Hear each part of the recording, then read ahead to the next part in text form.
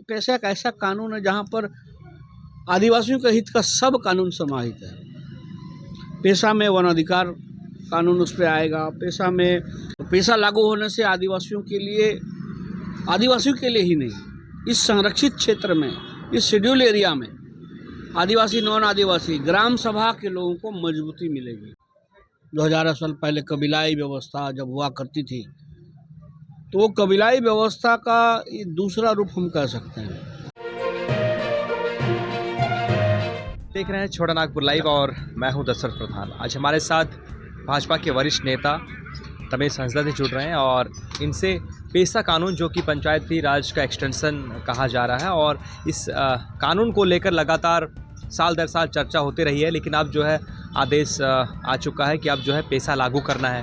पेशा को लेकर जो समुदाय है, आदिवासी समुदाय है, उनका जगह जगह मीटिंग भी चल रही है, विचार मंथन चल रहा है। एक समुदाय का कहना है कि पेशा लागू होना चाहिए, वहीं कुछ समुदायों का कहना है कि पेशा हमारे ऊपर जबरन थोपा जा रहा है, जबकि हमारे पास CNT कानून है जो उसको अच्छे से लागू होना चाहिए, और तमाम हमारे पास कानून रहने के बावजूद पेशा क्यों लाया जा रहा है। दादा, आपसे जानने का प्रयास करेंगे, पेशा को लेकर आप किस नज़रिए से देखते हैं और पेशा कितना कारक साबित होगा आदिवासी समाज का उत्थान के लिए, या फिर पेशा नहीं लागू होना चाहिए? पेशा का बनना इस देश में सही मायने में हजारों सालों से आदिवासियों का राज सत्ता, 2000 साल पहले कबीलाई व्यवस्था जब हुआ करती थी, तो वो कबीलाई व्यवस्था का ये दूसरा रूप हम कह सकते हैं।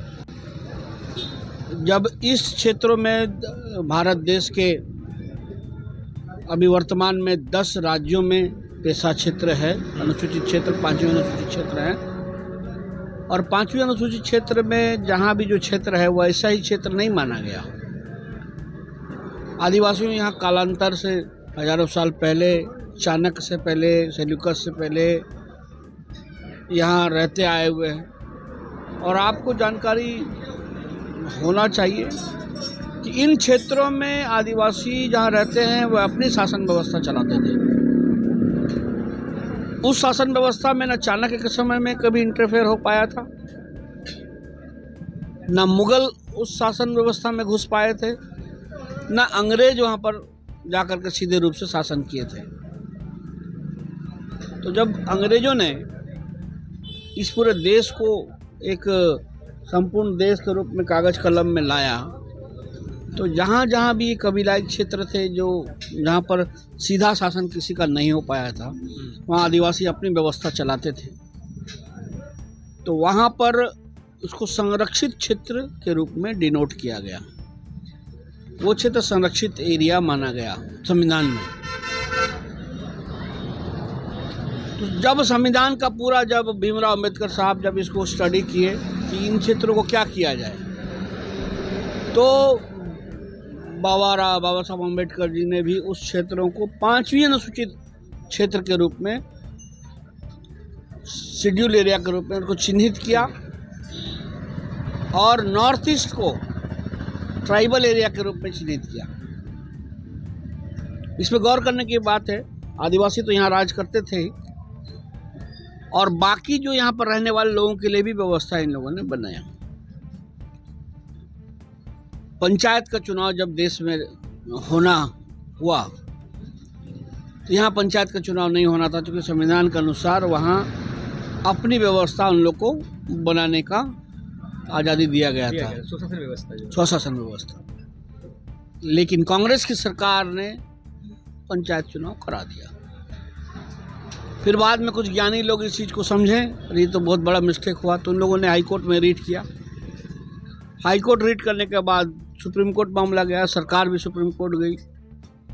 सुप्रीम कोर्ट ने देखा कि संविधान का उल्लंघन है, इसको ठीक किया जाना चाहिए। उन्होंने केंद्र सरकार को नोटिस किया, केंद्र सरकार को तलब किया, केंद्र सरकार ने एफिडेविट फाइल किया और स्वीकार किया कि गलती हुई है। तो इस गलती को सुधारने के लिए उन लोगों ने कमेटी बनाई, जिसका नाम दिलीप भूरिया समिति। अब भूरिया समिति ने पूरे, जिसमें आदरणीय गुरुजी भी थे, शिव सोरेन जी, आदिवासियों की टीम बनी, और पूरे मामले को समझने के बाद ये panchayat provision of panchayat extension to schedule area करके एक कानून बना, जिस पे पंचायत का चुनाव तो होगा लेकिन वहाँ पर आधिपत्य आदिवासियों का होगा। इसीलिए पेशा के तहत आज जो चुनाव होते हैं पंचायत में 100% एकल पद आदिवासियों को आरक्षित होता है।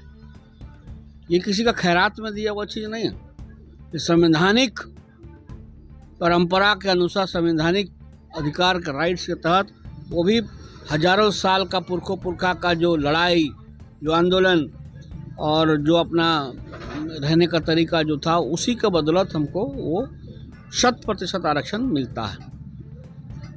96 में ये पारित होता है। 2001 में जब राज्य बनता है तो झारखंड सरकार बिहार के तर्ज पे यहाँ भी पंचायत अधिनियम बनाती है। इसमें पेशा का 3-4 पॉइंट्स केवल लिया गया। उसमें भी कई आवाज़ें आने लगी, फिर मामला कोर्ट में गया।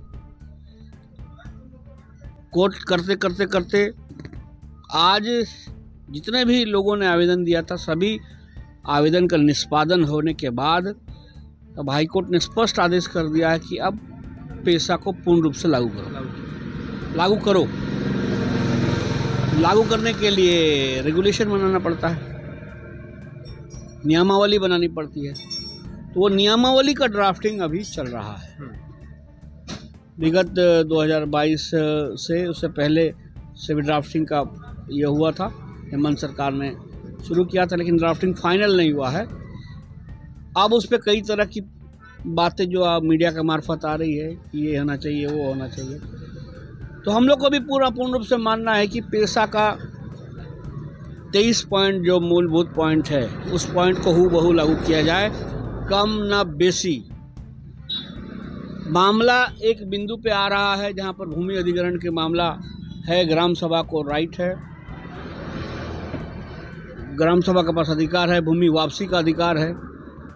कुछ लोगों का इसमें डीसी का हस्तक्षेप, कुछ लोग नहीं चाह रहे कि डीसी का कोई हस्तक्षेप हो। सरकार ये चाह रही है कि डीसी इस पे सहयोग करे। तो ये चीज़ कैसे फाइनलाइज हो, इस पे जीच अभी भी बना है, लेकिन इसमें बहस और लोग अपने अपने तरह से अपनी डफली, अपना राग नाप रहे हैं। लेकिन दुर्भाग्य की सबसे बड़ी बात यह है कि झारखंड के पॉलिटिकल लोग, जिन लोगों को ये लागू करना है, सरकार के मंत्री, एमएलए, वे उदासीन हैं। इसलिए अभी हमें लगता है कि राज्य सरकार इस मामले को फिर टालना चाहती है, और इसीलिए हम लोग आदिवासी सुरक्षा परिषद का मैं अध्यक्ष होने के नाते समय समय पर मैं आदिवासी मुद्दों को इस मैंने तले हम लोग उठाते आए हैं। अंतर्जातीय विवाह वाला मामला काफ़ी चर्चा में रहा, वो भी आज एक मुद्दा, पॉलिटिकल इश्यूज बन चुका है।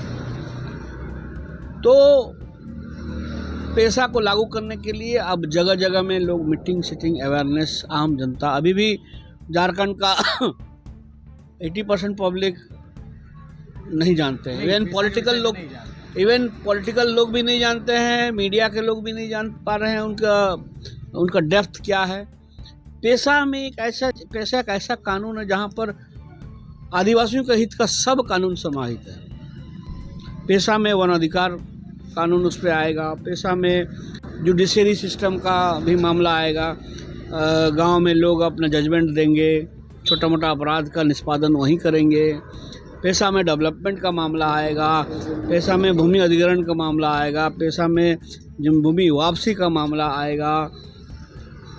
ऐसे कई चीज़ें हैं जिसमें कई विभाग से जुड़े हैं और कई संशोधन वगैरह हैं। तो उन सबको करते करते करते आपको एक पेशा मजबूत आएगा। आज झारखंड और उड़ीसा में 2 राज्यों में अब लागू नहीं है, लेकिन झारखंड के 8 राज्यों में पेशा को लागू किया जा चुका है। तो पेशा लागू होने से आदिवासियों के लिए ही नहीं, इस संरक्षित क्षेत्र में, इस शेड्यूल एरिया में आदिवासी, नॉन आदिवासी, ग्राम सभा के लोगों को मजबूती मिलेगी, ग्राम सभा को ताकत मिलेगा। आज सरकार के द्वारा कोई भी योजनाओं का अनुमोदन के लिए कहा जाता है तो ग्राम प्रधान साइन कर देता है चला जाता है। और कुछ अनुमोदन करना है, चुपके से ग्राम सभा से करवा लिया, ग्राम सभा नहीं होती है, ग्राम सभा साइन करवा दिया, हो जाता है। बाद में जब पता चलता है तो विवाद होता है। तो ग्राम सभा कैसे रूलिंग करेगा, ये सिस्टम इस पेशा के नियमावली में पूर्ण रूप से है, जिससे गांव के लोग ठगे नहीं जाएंगे। सभी गांव का सभी लोगों का इन्वॉल्वमेंट गवर्नमेंट चलाने में, व्यवस्था को चलाने में होगा, जिससे स्वशासन व्यवस्था अपने आप मजबूत होगी।